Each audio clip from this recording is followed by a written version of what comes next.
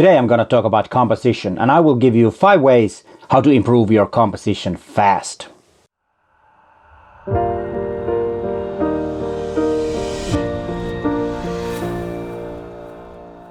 Hi there, I'm Peter Forsgaard, an Olympus visionary and a professional photographer from Helsinki, Finland. And before we start talking about composition, please consider subscribing to my channel and hit that bell so you get notified when there is a new video online.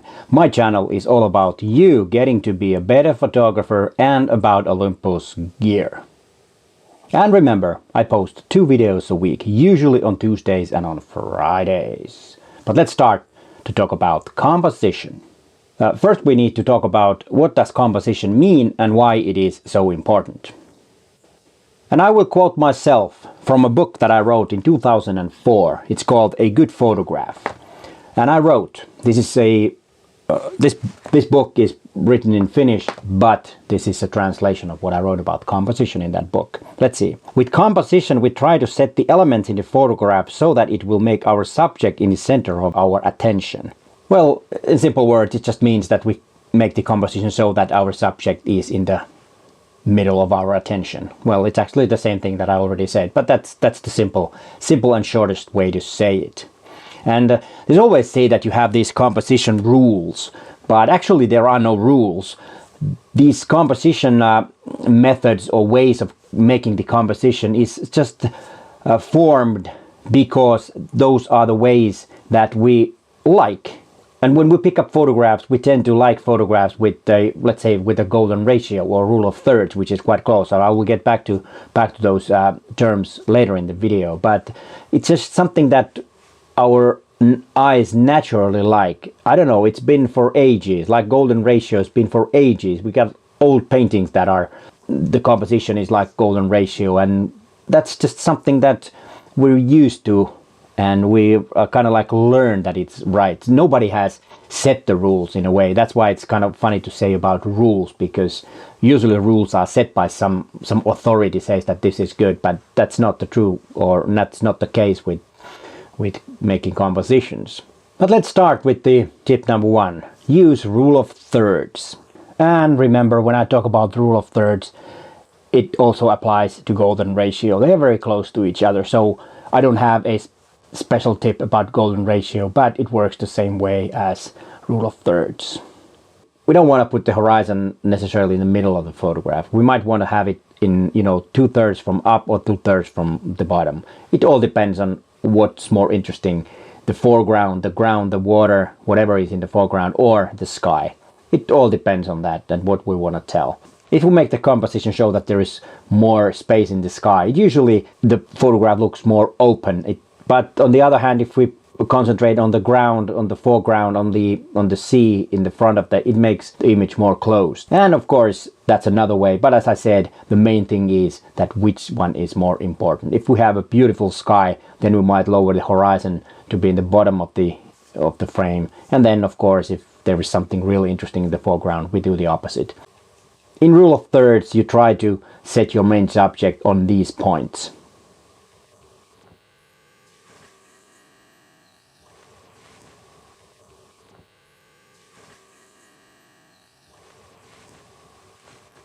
And a pro tip for making the composition with the camera. In many cameras you can set grid lines to your viewfinder or LCD.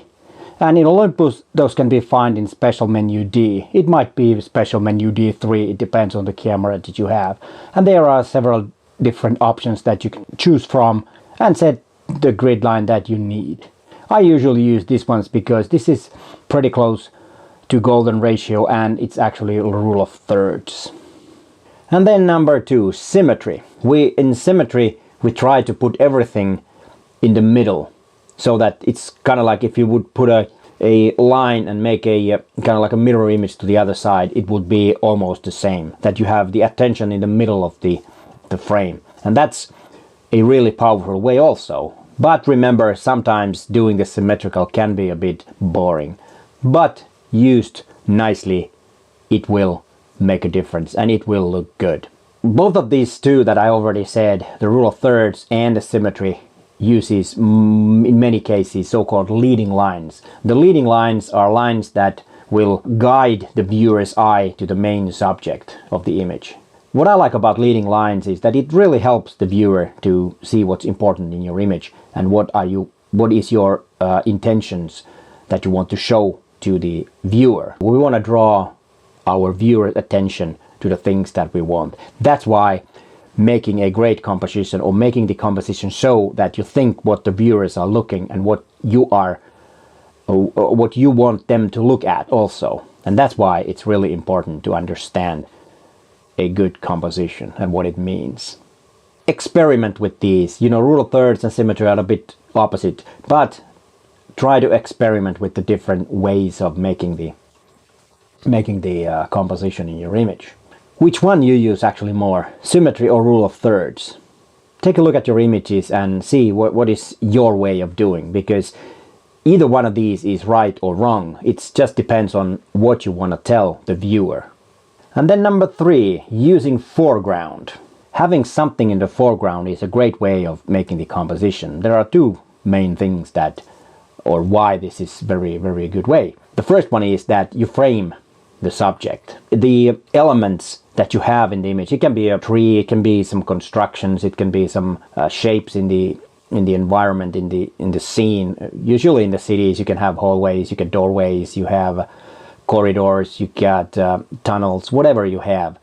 That is a frame in your image. And also, if you have the frame in the foreground, it will give the image some depth. You will have a foreground, will have the subject or the mid part, and then you will have the background. You will have kind of like 3 layers, which makes the 2-dimensional space more 3D, and that will make the image more interesting. So try to make so that you have something in the foreground in your image. And this does not mean that this using foreground elements is something different from symmetry or rule of thirds. You can still use the front element in both of those, symmetry or rule of thirds. It will make those images too more interesting, because it will give a bit of more depth to the images, so that you have the three-dimensional feeling of the image. And then number 4 is framing, which we actually already covered a bit. But framing is something that you can draw your attention more closely to your subject. Put something around the subject and it will draw attention immediately. And leading lines is also a very important thing in that. So the lines leads to the frame, and then you have the subject inside the frame. And as I said earlier, you can combine all these different tips, and this one also. Framing and foreground, they are closely together. You can use the frame in foreground, or you can use it somewhere in the middle of the image. But just put your subject inside the frame. And the frame, as I said already, can be, a tree, can be a door, can be a doorway, or whatever. And then of course you can use the leading lines to guide your viewer's eye to your subject, which is inside the frame. So you have many different ways of making the composition and combining several different tips. And this is not easy, actually. It's easier. It's actually hard to explain that, but it's also quite hard to make. This does some practice. As I already said, experiment and try different things, and don't just grab the image but quickly, but just walk around the thing and look what's in the background, and are there any things that you could use as a frame. There are lots and lots of things, especially in cities. You have lots and lots of things that can frame your subject. And before we get into the 5th one, yes, there will be number 6 too. But the 5th one is light. Light is very important in photographs. Without light, there won't be any photographs. The word photography comes from the Greek language and it means drawing with light. So always look for the light. And light is also a very important part of making the composition, because when we look at the photograph, the first thing we see usually is the lighter part of the image. So try to have your main subject be the most lightest thing in the frame. That's where our eye is heading. But of course, if you have totally white background, then our eyes will look for the darker areas. So, but in many cases, you don't have a pitch black. I was talking about white background. So remember that we tend to see the light parts of the image first. And this is also very important when we do post-production in our images. Try to always make so that if you cannot make it at the location so that the lighter part of your image is your subject, you place the subject on the lighter part of the image, then you can try to do that in post. Make your subject a bit lighter and darken the background. That will help a lot to draw your viewer's eye to your subject, so that we will have the attention on the subject. And that will help you make the composition, and usually it also makes the image look a bit better when you have different shades of black and white, shadows and highlights. Which, when I say black and white, I mean highlights and shadows, of course. And that's really important, and that's something that you need to understand when you do post-production. I think that's one of the starting points. And then, of course, cropping is another thing. You might want to crop and fine-tune your cropping in post too. I don't think there's nothing wrong with cropping your images in post, but of course, if you can do the perfect composition in location, it's fine. Of course it's better, but nothing wrong with cropping your image. If the cropping makes it better, then just do it. And remember, you also have grid lines in Lightroom. You have different options to choose from. These are very handy if you want to crop your image afterwards. That will help you to make the perfect composition to your image. And then we have the last one, number 6. And this is break all the rules that I've just said. Yeah, I know this might find a little contradictory, but that is something. If we do everything by the book, and so as I was talking about the rules, and we do everything like that, the problem is that most likely your image is going to be a bit boring if you do everything by the book.